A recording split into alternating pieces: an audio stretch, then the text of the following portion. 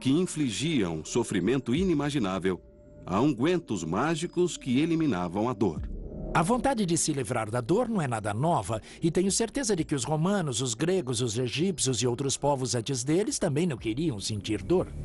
Hoje, os analgésicos mais famosos são a aspirina ou a morfina.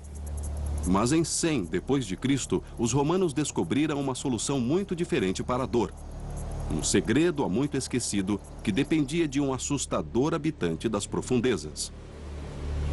O historiador romano Plutarco escreveu sobre um analgésico incrível, um tipo raro de enguia conhecida como torpedo.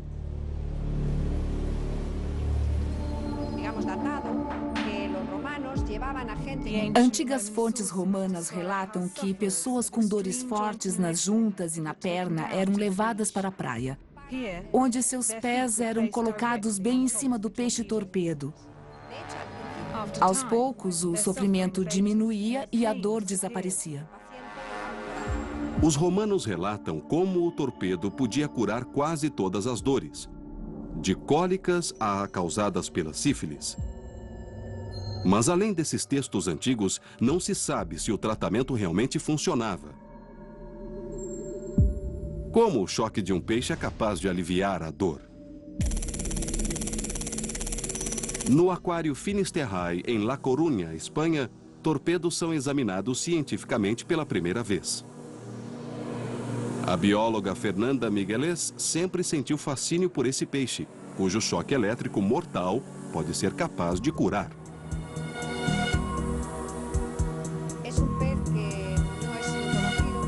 É um peixe que permaneceu um mistério por séculos, porque vive escondido em águas arenosas, longe do nosso olhar. A descarga elétrica do torpedo serve para sua defesa, mas também para matar presas. Quando em modo de ataque, o torpedo solta uma descarga elétrica e paralisa o outro peixe antes de engolê-lo. Para desvendar os mistérios do torpedo, a carga elétrica mortal do peixe precisa antes ser quantificada usando as últimas técnicas científicas. Para isso, a equipe leva o torpedo para o centro de testes do laboratório. 2 milênios após os romanos descobrirem a potência elétrica do torpedo, a ciência moderna revelará como a eletricidade é produzida. 2 órgãos elétricos, cada um contendo mais de 1000 células, formam a estação elétrica do torpedo. Quando o torpedo morde, o cérebro manda as células dispararem uma descarga elétrica. Cada célula produz uma pequena quantidade de eletricidade, mas a combinação de várias células agindo juntas gera uma descarga elétrica excepcionalmente forte. O resultado é uma pistola taser biológica.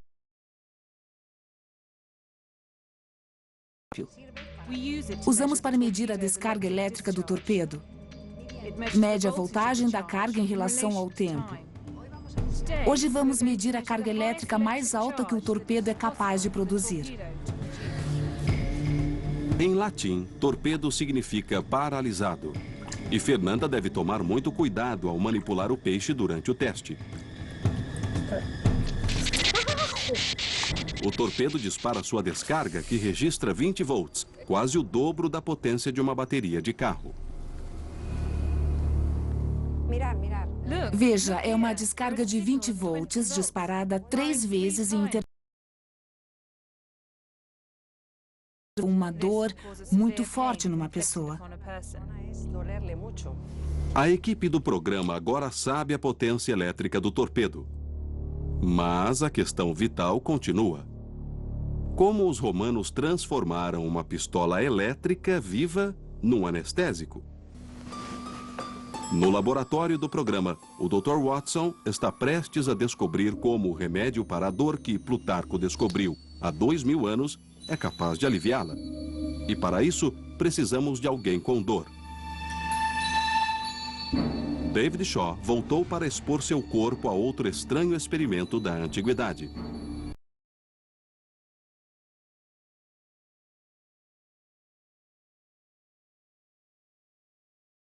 Ergômetro. Isso o levará ao limite da resistência à dor, apertando seu dedo até ele não suportar mais. Vou colocar seu dedo aqui e começar a apertar. Vou apertar e pressionar até me dizer para parar. E vai doer. Me dá o seu dedo aqui. Vou começar a aplicar pressão e a apertar. Enquanto o Dr. Watson aumenta a pressão no dedo de Dave, neurotransmissores percorrem o sistema nervoso a 90 metros por segundo para enviar mensagens de dor ao cérebro. A esse ritmo, seu cérebro experimenta sinais de dor equivalentes a uma queimadura em segundo grau. Pode continuar, pode continuar, pode continuar.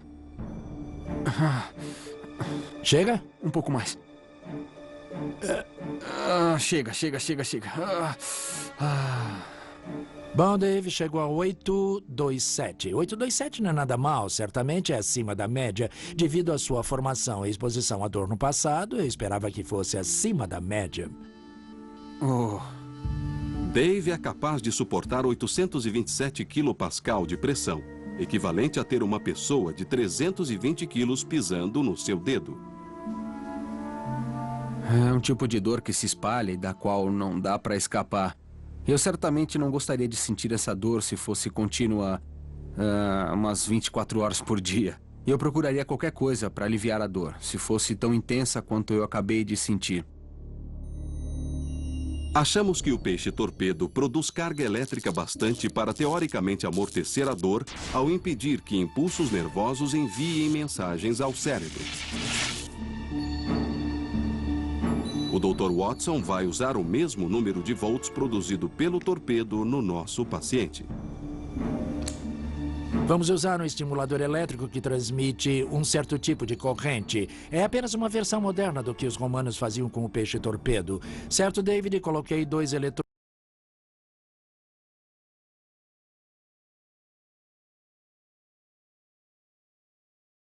do torpedo. Se os textos antigos estiverem corretos, amortecido com a eletricidade, Dave será capaz de sentir um nível de dor superior a 827 kPa. Funciona assim. Há um portão na coluna dorsal que controla quanta dor pode passar. Estamos usando a eletricidade para disparar o nervo. O estímulo desse nervo vai fechar o portão da dor e efetivamente vai reduzir a capacidade do corpo de transmitir a dor a partir da mão até o cérebro. E se a dor começar na mão e não chegar ao cérebro, ele não conseguirá senti-la e, portanto, sentirá menos dor. Agora o Dr. Watson vai ver se a teoria da eletroterapia funciona na prática. Após 15 minutos de estímulo elétrico a 20 volts, o Dr. Watson liga o medidor de dor pela segunda vez.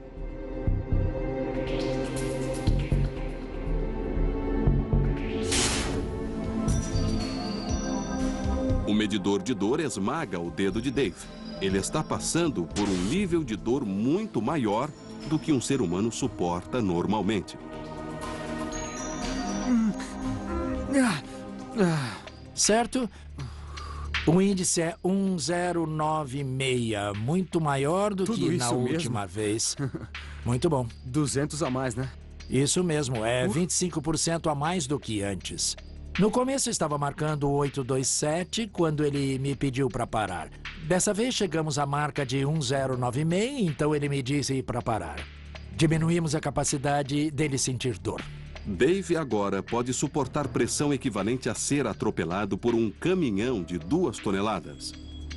2000 anos após os textos de Plutarco, esse experimento pioneiro revelou que os relatos sobre as curas efetuadas pelos romanos eram baseados em fatos.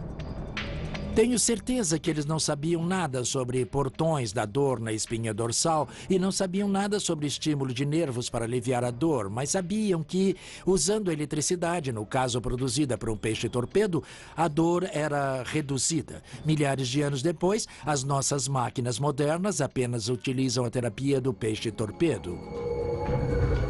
Mas até os romanos ficariam chocados com os tratamentos criados pelos misteriosos incas, cujos médicos literalmente abriam o cérebro humano. Em Cusco, Peru, no interior dos Andes, um local com mais de 500 crânios humanos foram encontrados.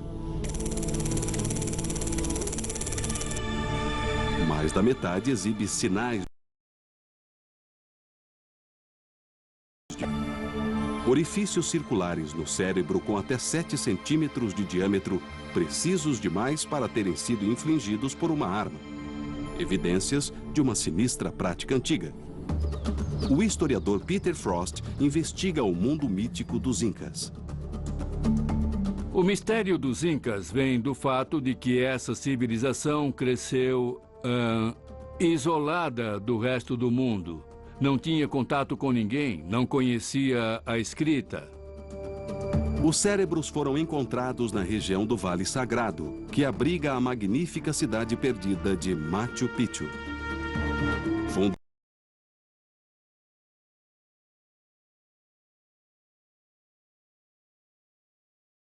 Cercada por montanhas e sempre envolta por nuvens, era a cidadela de uma civilização que se estendia por mais de 2 milhões de quilômetros quadrados e compreendia 10 milhões de pessoas. No entanto, os Incas viveram aqui somente 100 anos, e o mistério dos crânios humanos mergulharam nas brumas do tempo.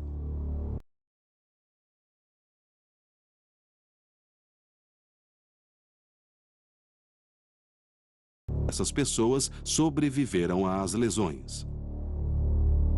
Há muitos exemplos de crânios que foram descobertos e que mostram que o osso voltou a crescer em torno do orifício.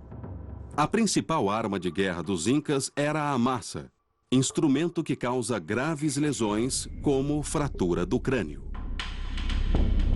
O problema de um ferimento ou de uma fratura no crânio é que empurra fragmentos de osso para a área do cérebro. Precisam ser extraídos ou retirados, porque o cérebro é como uma caixa fechada. E quando há sangramento no cérebro, a pressão aumenta até que o cérebro não aguenta mais. Cirurgiões incas criaram uma solução espantosa para essa lesão. Técnica extraordinariamente sofisticada, a trepanação. Trata-se da remoção de uma área do crânio para aliviar a pressão ou descomprimir uma fratura do crânio. Podemos saber quanto tempo um Inca viveu após o procedimento, analisando os crânios e procurando ver se eles se recuperaram. Incrivelmente, em 80% dos casos observados, os Incas sobreviveram a essa cirurgia primitiva. Mas como? No laboratório do nosso programa, o cirurgião Mike Edwards vai recuar 600 anos no tempo. Ele vai realizar uma trepanação usando instrumentos incas na cabeça de um carneiro comprada num açougue. O desafio de realizar uma trepanação nos tempos dos Incas deve ter sido tremendo. Imagine que estou numa montanha peruana com a cabeça de um homem entre os joelhos. Já raspei o cabelo e vou fazer a primeira incisão. Mike usará a mesma lâmina que os cirurgiões incas, de obsidiana, um vidro vulcânico que é 5 vezes mais cortante do que o aço cirúrgico. Lembrem-se que o paciente inca não era anestesiado.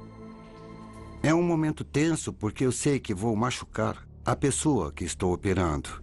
Mas tenho que manter o sangue frio. Não posso me abalar com seus gritos. Minha mão não pode tremer.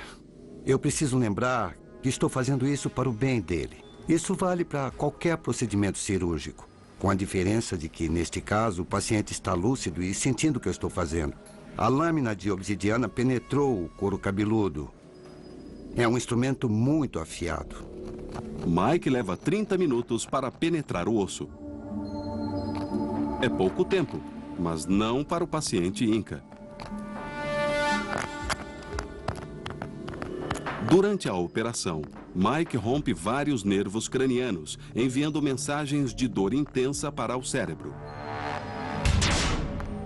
Sob o osso, ele encontra a dura mater, uma fina camada cheia de vasos sanguíneos.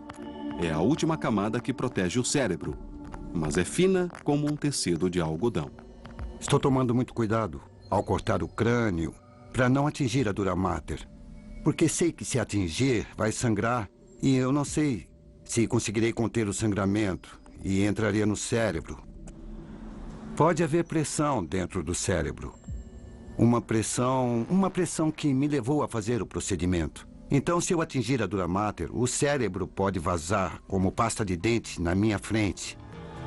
E o paciente morreria em segundos. Bom, parece que a trepanação foi bem sucedida. Eu abri uma aba cerebral, como ver. Penetrei o periósteo, atravessei o osso.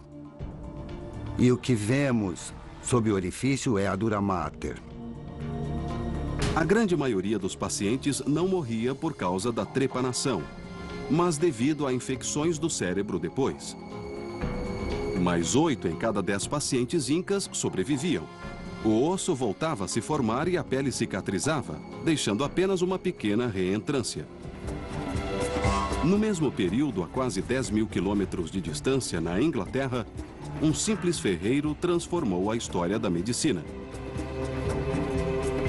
Como ele usou apenas um martelo e ferro fundido para realizar uma cirurgia cerebral com o fim de retirar uma flecha que atingiu a cabeça do príncipe mais poderoso do mundo medieval.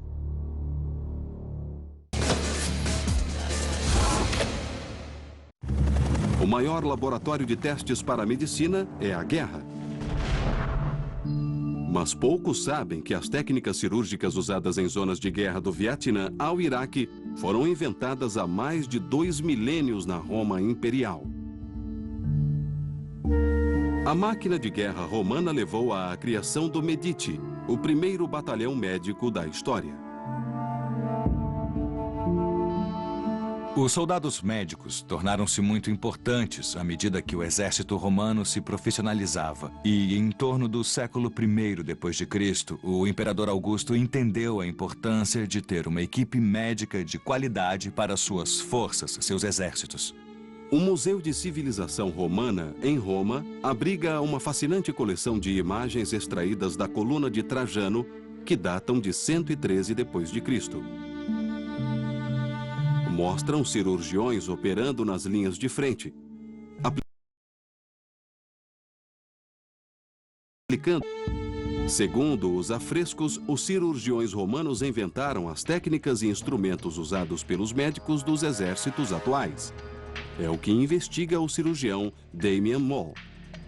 Os princípios básicos da cirurgia e das operações mudou muito pouco ao longo da história. O que mudou mesmo foi a tecnologia.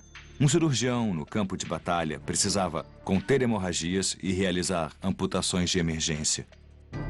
Precisava de algo para cortar pele, músculos, tendões, algo como uma faca. E precisava de algo para cortar ossos, algo como uma serra. Esta serra ainda é usada por muitos cirurgiões para cortar ossos durante uma amputação.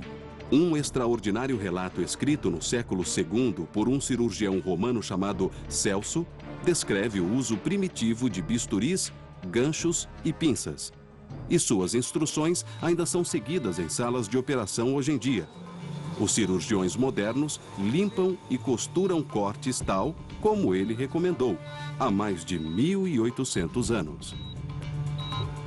Cirurgiões não podem ignorar a história e o passado. As pinças que eram usadas nos tempos romanos são similares às empregadas hoje. Houve avanços no material e desenho das pinças, claro, mas os princípios de aplicação e a mecânica usada nos instrumentos para deter o fluxo sanguíneo quase certamente são idênticos.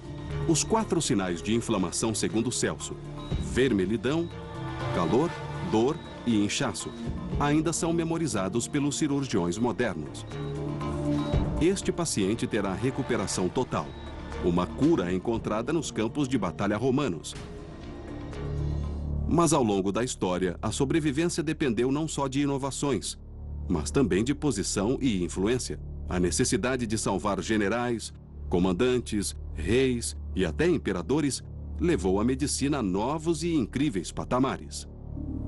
Em 1403, o príncipe Hall, herdeiro do trono inglês, liderou 4.000 soldados durante a Batalha de Shrewsbury.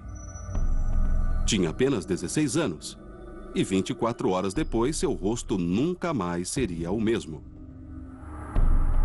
Enquanto o exército avançava, os arqueiros no alto de uma colina desferiram uma chuva de flechas. Todas as testemunhas de uma batalha como essa falam que o céu literalmente escurece devido à quantidade de flechas que são atiradas e cobrem o firmamento. Se você é um cavaleiro vestido com uma armadura, é cada vez mais difícil respirar. Então, enquanto subiam a encosta, a primeira coisa que faziam era subir a viseira, o que imediatamente os tornava vulneráveis a flechas, porque o rosto estava exposto. E foi exatamente o que aconteceu a Henrique V. O príncipe Hall foi atingido por uma flecha logo abaixo do olho esquerdo. Penetrou 15 centímetros no crânio, ameaçando a vida do príncipe. O extraordinário dessa batalha é que o Henrique V foi atingido pela flecha e não foi embora. Continuou sempre em frente, com a flecha cravada no rosto. No estúdio de design digital de Glasgow, Escócia, o eminente neurocirurgião Ian Savin recriou o ferimento num príncipe Hall virtual. A flecha envolvida era do tipo estilete criada para penetrar armaduras. Por isso, atravessava tecidos de modo quase cirúrgico. Estruturas que podiam ser danificadas incluem um nervo que fica abaixo do olho, o infraorbital responsável pelas sensações no rosto e que o deixou insensível à dor. Também penetrou o osso fino do seio maxilar, uma cavidade cheia de ar dentro do crânio. E depois atravessou o nariz antes de terminar nesta área perto do maxilar ou mandíbula, muito perto das artérias carótidas. Numa escala de mais de 1000%, Ian vai mostrar em 3 dimensões como o príncipe chegou perto da morte. Vamos remover o esqueleto facial para mostrar a trajetória da flecha. Vemos como chegou bastante perto de estruturas que teriam levado a uma morte rápida. A veia jugular, a principal veia que leva ao cérebro e as artérias carótidas que levam ao cérebro e músculos faciais. A coluna espinhal e o tronco cerebral também estão muito perto e a morte teria sido instantânea. O príncipe foi levado ao castelo de Kenilworth, no coração da Inglaterra. Suas ruínas ainda estão de pé. O séquito do príncipe tentou remover a flecha, mas aconteceu um desastre. A flecha quebrou. O príncipe ficou com uma ponta de flecha 15 centímetros no interior do seu crânio. Como retirá-la? E quem...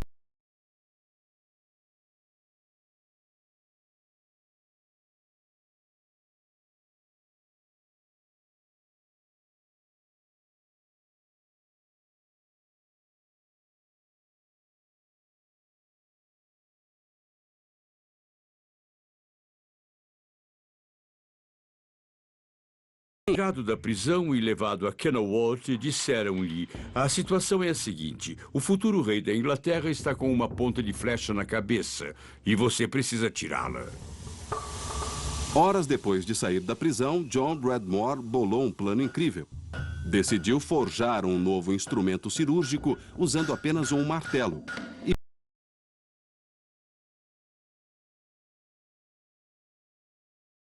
construir o extrator de John Bradmore usando as mesmas técnicas que ele empregou há mais de 600 anos.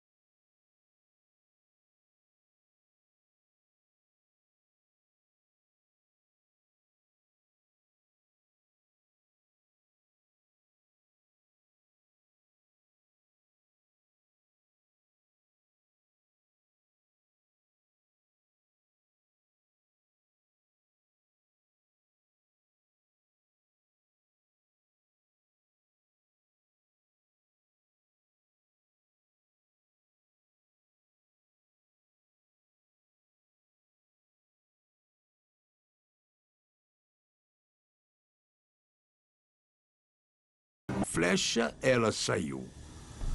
6 séculos depois que John Bradmore forjou seu instrumento, a equipe do programa vai testá-lo.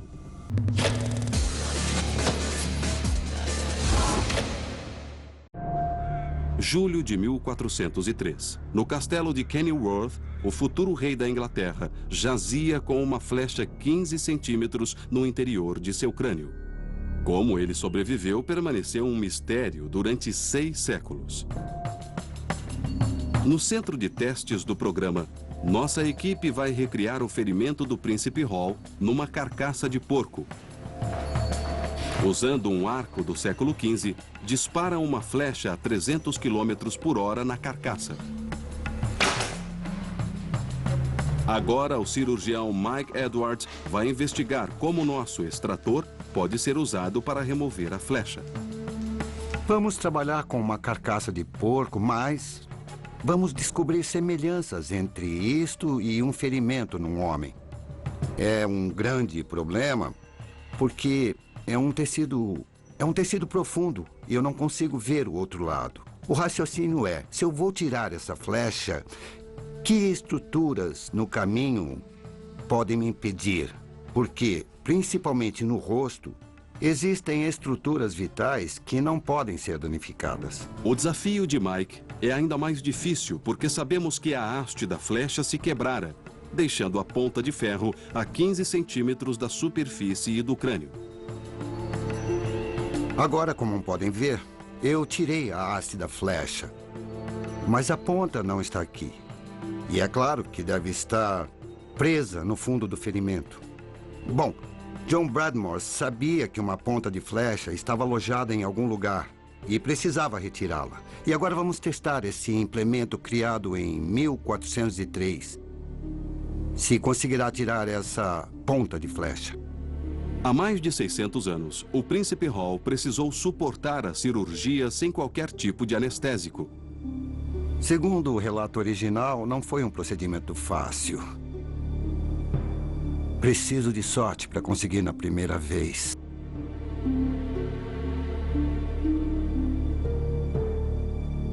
Não peguei.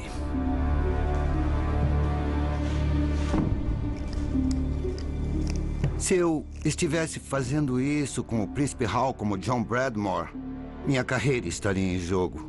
Acho que minha vida estaria em jogo.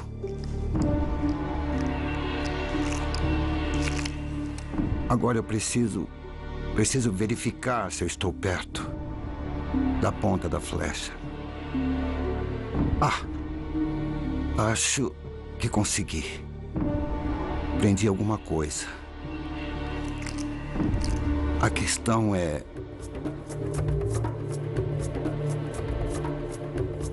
será que já basta?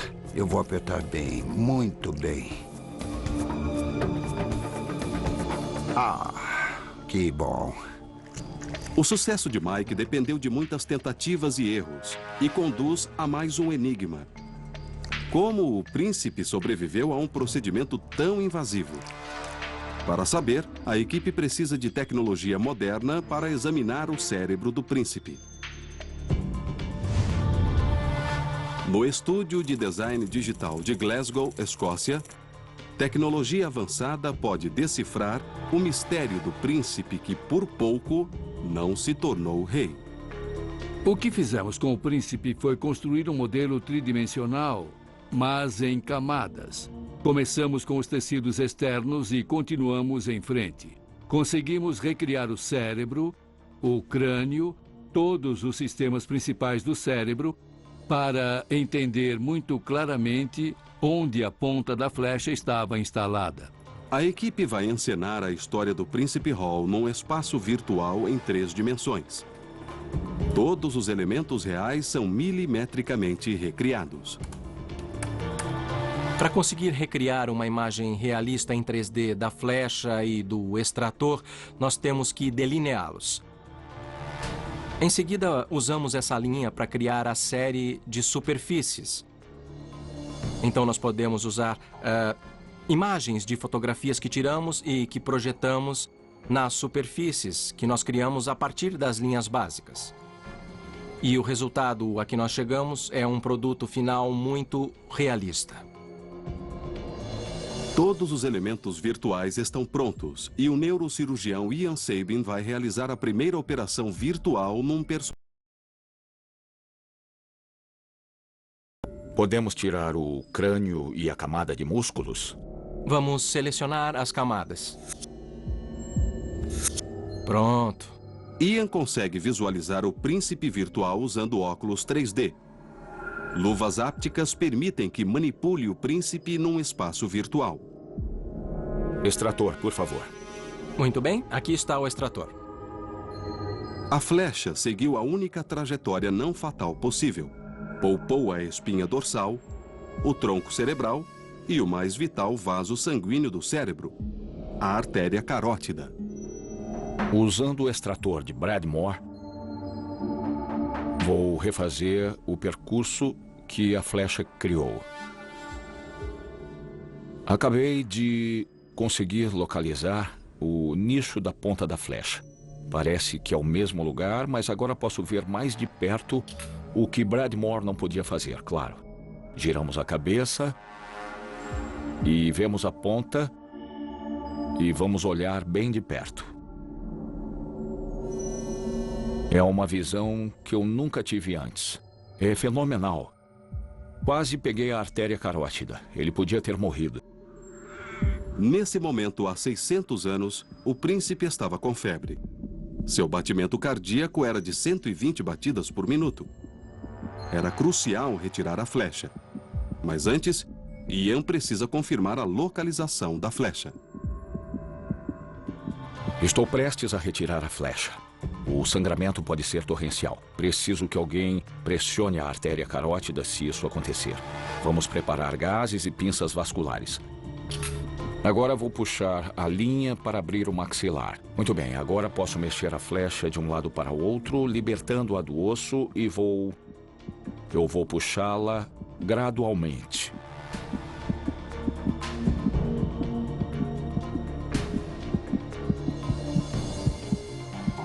E saiu. A operação virtual foi um sucesso. O príncipe sobreviveu. O ferimento do príncipe foi gravíssimo e foi uma sorte incrível ele ter sobrevivido. Mas hoje podemos entender com técnicas muito avançadas como ele conseguiu isso e o que o cirurgião fez na verdade. John Bradmore tornou-se um cirurgião famoso e recebeu 10 moedas de ouro por ano pelo resto da vida. Esses experimentos mostraram que o entendimento antigo da dor e da anatomia humana era muito mais avançado do que pensávamos.